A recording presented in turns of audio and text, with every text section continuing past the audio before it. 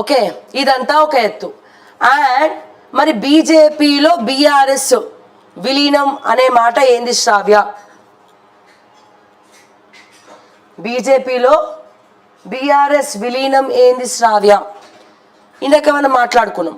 ఇక్కడ ఈ విషయం మనం మాట్లాడుకోవాలంటే కల్వకుంట్ల ఫ్యామిలీ సంపాదించుకున్నటువంటి ఆస్తులు ప్రజలకి తెలిస్తే గుండెల నొప్పే వస్తుంది. ఏకంగా 4 లక్షల కోట్లకు పైన ఆస్తులు వాళ్ళు సంపాదించినారు, క్యాషే, రెడ్ హ్యాండెడ్గా. అయితే ఈ డబ్బు ఈ కుటుంబకులకు సంబంధించినటువంటి 4 లక్షల కోట్ల ఆస్తి ఏడుంది శ్రావ్య అంటే, ఎవరైతే సత్యం రామలింగరాజు కొడుకు, మీ అందరికి సత్యం రామలింగరాజు మీ అందరికి కూడా తెలుసు. సత్యం రామలింగరాజు మీ అందరికీ తెలుసు. సత్యం రామలింగరాజు కొడుకు తేజారాజు, ఇతను మన కేటీఆర్కి చాలా క్లోజు. ఎంత క్లోజ్ అంటే సాయంత్రం ఇద్దరు కలిసి ఒకటే కార్లో తిరుగుతారు. 6ంటికి కేటీఆర్ ఫామ్ హౌస్ దగ్గర కార్ రెడీ పెడితే కేటీఆర్ వచ్చి కార్ ఎక్కుతాడు. అక్కడ నుంచి ఎక్కడైతే కొత్త రోడ్డు జర్నలిస్ట్ కాలనీ దగ్గర ఉన్నటువంటి సత్యం రామలింగరాజు కొడుకు రవితేజ గెస్ట్ హౌస్కి కేటీఆర్ని పట్టుకపోతాడు. ఇక అక్కడ ఏం చేస్తారు ఏందనేది నేను మాట్లాడా, అది వాళ్ళ వ్యక్తిగత విషయం. మరి ఇప్పుడు దీనికి ఏం శ్రావ్య? ఒక పక్క 4 లక్షల కోట్లు అంటూ, ఒక పక్క బీజేపీ బీఆర్ఎస్ విలీనం అంటూ, మరో పక్క ఇంకేదో చెప్తావు అని ఉత్తిముచ్చట్లు ఇవన్నీ కూడా చెప్తావు అని చెప్పి మాట్లాడుతురు. సో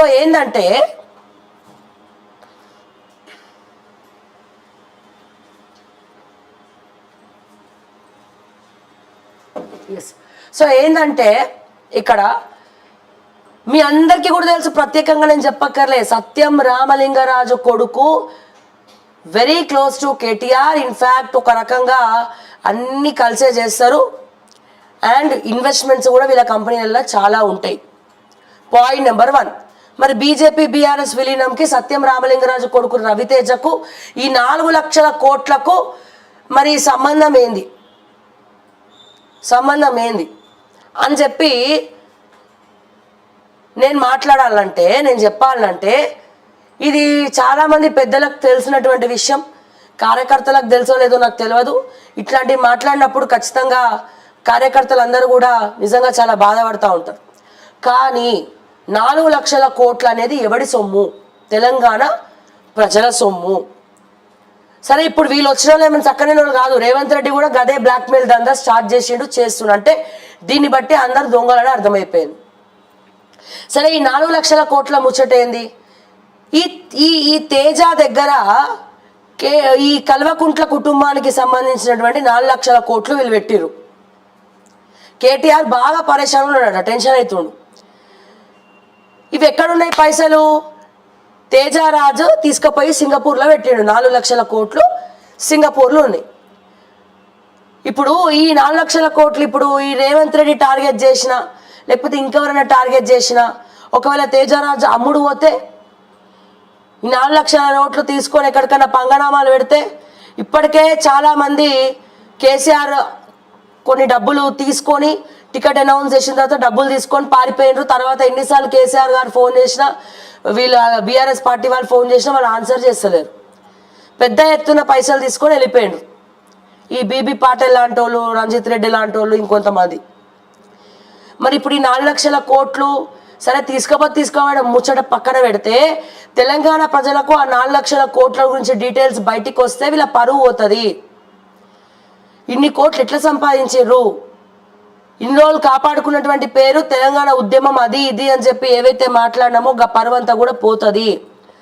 సో దానికోసమే బీజేపీల విలీనమైతే, బీఆర్ఎస్ కనుక బీజేపీల విలీనమైతే వాళ్ళు మమ్మల్ని కాపాడే ప్రయత్నం చేస్తారు. ఎంతో కొంత వీళ్ళకి ఇచ్చేసి సప్పుడేక ఏదో ఇన్వెస్ట్మెంట్లు పెట్టుకొని హ్యాపీగా ఉండొచ్చు అని వెనకాల డీలు నడిపిస్తున్నారు అని బహిరంగ చర్చ.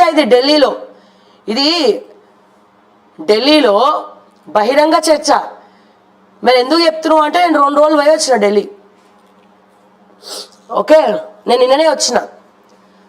సో బహిరంగ చర్చ, ఢిల్లీలో భయంకరమైనటువంటి చర్చ.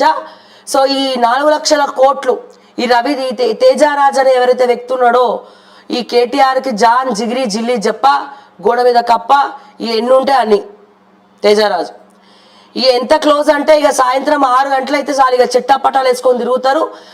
ఏదైతే కొత్త రోడ్డు కబ్జా పెట్టి కొంతమంది ల్యాండ్స్ కబ్జా పెట్టి కొత్త రోడ్ వేసిండ్రో, ల్యాండ్స్ కరోనా టైంలో కొత్త రోడ్ వేసిరు కదా, రాత్రికి రాత్రి ఇట్లా కరోనాలో కోవిడ్ టైంలో ఆ కొత్త రోడ్డు కొంతమంది ల్యాండ్లు కబ్జా పెట్టి మరి వేసిందట గవర్నమెంట్, కేటీఆర్ వేయించిందట. సో అక్కడ తేజరాజు గెస్ట్ హౌస్ ఉన్నది, అది కథ యాక్చువల్గా. తేజరాజు గెస్ట్ హౌస్ ఉంది. ఇక సాయంత్రం 6 అయితే చాలు కారు వచ్చి ఆగుతుంది, మన చేదోడు వాదోడు అక్కడ పోతారు ఇక ఇద్దరు మంచిగా. సో అంత క్లోజ్, ఇక అంత క్లోజ్ ఇద్దరు. ఓకే, సో ఈ 4 లక్షల కోట్లు ఎట్లా కాపాడాలా, తేజరాజు నుంచి ఎట్లా బయటికి తీసుకురావాలా? సో మొత్తం బయటికి వచ్చేస్తే మళ్ళా ప్రాబ్లం అవుతుంది. తెలంగాణ ప్రజలు చీ అంటారు. ఏదో 1,00,000 కోట్లు అనుకున్నారు, లేకపోతే కాళేశ్వరం అనుకున్నారేమో, కానీ ఈ 4 లక్షల కోట్లు వీళ్ళకి ఎట్లొచ్చినాయిరా బాబు, ఇన్ని గనమా. 1,00,000 కోట్లు అంటే పోనీ అందరు కలిసి చేసిన అనుకోవచ్చు, 4 లక్షల కోట్లు అంటే తరతరాల కుటుంబాలు తరగని చిరునామాలు అక్క. ఎంత తిన్నా కరిగిపోదు, అది ఇంకా పెరుగుతూనే ఉంటుంది ఆస్తి. సో మరి ఇంతగానం చేసిర్రా అని ముక్కల వేలేసుకొని మొత్తం పరువంతా పోతుంది. కాబట్టి ఈ బీజేపీలో విలీనం అయిపోయి నాకు ఎందుకు వచ్చిన గొడవ, ఇంత కొంచెం ఇచ్చేద్దాము, ఇవి ఎక్కడక్కడ సెటిల్ చేసేసి హ్యాపీగా ఇక ఏదో ఒక పదవి తీసుకొని సైలెంట్గా విలీనం చేయొచ్చు అన్నట్లు చిచ్చు రాజేసారు. ఒక నిప్పు తీసి ఇట్లేసారు. ఇక అఫ్కోర్స్ నేను కూడా బాధపడ్డా, మా కేసీఆర్ ఇట్లాంటి డెసిషన్ తీసుకోడు, బీజేపీ బీఆర్ఎస్ ఎప్పటికి కూడా కలవదు, పొత్తు పెట్టుకుంటే పెట్టుకోవచ్చు ఫ్యూచర్లో, ఎందుకంటే టీడీపీకి బీజేపీకి పడదు, కానీ ఎలక్షన్ కోసం పొత్తు పెట్టుకుంది. సో ఇట్లా కూడా ముందు పొత్తు పెట్టుకుంటేమో అనుకున్నాం, కానీ కేసీఆర్ అటువంటి రాంగ్ స్టెప్ తీసుకోవడం అనుకున్నాం. కానీ మరి కేటీఆర్ ఆలోచనలు అయితే గిట్లున్నాయని అర్థమైంది. ఎప్పుడు అర్థమైందంటే ఈ కొన్ని డీటెయిల్స్ కొన్ని ప్రూఫ్స్ నా దృష్టికి వచ్చినాయి. అవన్నీ చూసిన తర్వాత 4 లక్షల కోట్ల అని చెప్పి ఇక ఇదా కథ. అప్పుడే డౌట్ వచ్చింది, ఎందుకంటే మీకు గుర్తుందో లేదో అసెంబ్లీ ఎన్నికల ముందు ఒక యూట్యూబ్కి ఛానల్కు సంబంధించినటువంటి మార్నింగ్ న్యూస్ చేసే ఒక పర్సన్ ఒక ఛానల్ నుండి బయటకు వచ్చేసిండు.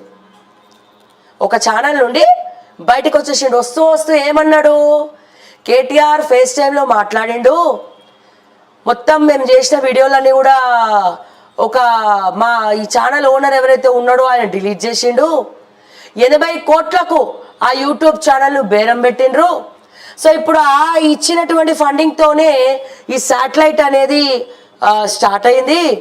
బ్రేకింగ్ న్యూస్, నేనే చూడండి బీఆర్ఎస్ బీజేపీలో విలీనం అవుతుందని చెప్పి బ్రేకింగ్ న్యూస్ వేసిండు అని అంటే ఎవరికైనా డౌట్ రాదా? ఇప్పుడు వీళ్ళు డప్పు కొట్టే ఛానల్ ఏది, 80 కోట్లు ఫండింగ్ కేటీఆర్ ఇచ్చిండా లేదా? Question number 1. ఆ వ్యక్తి బయటకు వచ్చి ఇప్పుడు కొత్త ఛానల్ పెట్టుకున్నాడు, ఆయన మార్నింగ్ న్యూస్లు చేసుకుంటున్నాడా? Point number 2. బాగా ట్రోల్ అయిందా? Point number 3. ఆ వ్యక్తి ఎవరో కూడా తెలుసు, అంటే కేటీఆర్ ఆ పర్సన్కి చాలా క్లోజ్ కదా. ఆ శాటిలైట్ ఛానల్ ఎవడి వల్ల అయితే పెట్టిండో ఆ పర్సన్ గురించే వచ్చి విలీనం అవుతుందంటే ఎవడన్నా నమ్ముతాడా? సరే పోనీ ఏబిఎన్ ఛానల్ లేకపోతే ఇంకేదో యాంటీ ఛానల్స్ వీళ్ళంటే పడని ఛానల్స్ దాంట్లో విలీనం అవుతుందంటేనేమో పోనీ పబ్లిక్ నమ్ముతారు, లేదా మాస్ వంటి వాళ్ళు నమ్ముతారు. కానీ ఈయన జాంజిగిరి జిల్లి ఈయన వీడియోలన్నీ కూడా ఆ టైంలో అసెంబ్లీ ఎన్నికల ముందు డిలీట్ చేసేసిండు. అట్లాగే అందులో ఉన్నటువంటి ఒక జర్నలిస్ట్ని కూడా పైసలు ఇవ్వట్లే అని చెప్పి బయటికి పంపించేసిండు. ఆయన వేరే ఛానల్ పెట్టుకున్నాడు. ఫేస్ టైంలో కూడా మాట్లాడిండు కేటీఆర్. మరి 80 కోట్లు ఫండింగ్ చేస్తే దాంతోనే శాటిలైట్ పెట్టిండ్రు. ఇవన్నీ తెలిసి ఆ closest person, the greatest person వచ్చి ఈవినింగ్ టైంలో బ్రేకింగ్ న్యూస్, హాట్ న్యూస్ అంటే మరి జాంజిగిరిలే వచ్చి ఇట్లా బీఆర్ఎస్ విలీనం అవుతుంది, బీఆర్ఎస్కి డప్పు కొట్టే ఛానలే వచ్చి బీఆర్ఎస్ విలీనం అవుతుందంటే నమ్మాలనా వద్దా మీరు చెప్పండి కేటీఆర్ గారు. Point number 1. ఇక పాయింట్ నెంబర్ 2, నమ్మాలా వద్దా మీరు చెప్పండి దయచేసి. బీఆర్ఎస్ విలీనం అవుతుంది అని మీకు కావాల్సినటువంటి వ్యక్తి, మీరు ఫండింగ్ ఇచ్చి ఛానల్ పెట్టించుకుంటున్నటువంటి వ్యక్తి బ్రేకింగ్ న్యూస్ పెట్టి చెప్తే మరి నమ్మాలనా వద్దా అనేది మీకే వదిలేస్తున్నాం. అండ్ దాని తర్వాత కూడా పలానా ఓకే టీవీ మీడియా ప్రైవేట్ లిమిటెడ్కి కేటీఆర్ డిఫమేషన్ నోటీసులు, పలానా బీఆర్ఎస్ పార్టీ నోటీసులు అని చెప్పి 24/7 ఈ మీ ఛానలే కదా మమ్మల్ని ప్రమోట్ చేసింది. బ్రేకింగ్ న్యూస్, పలానా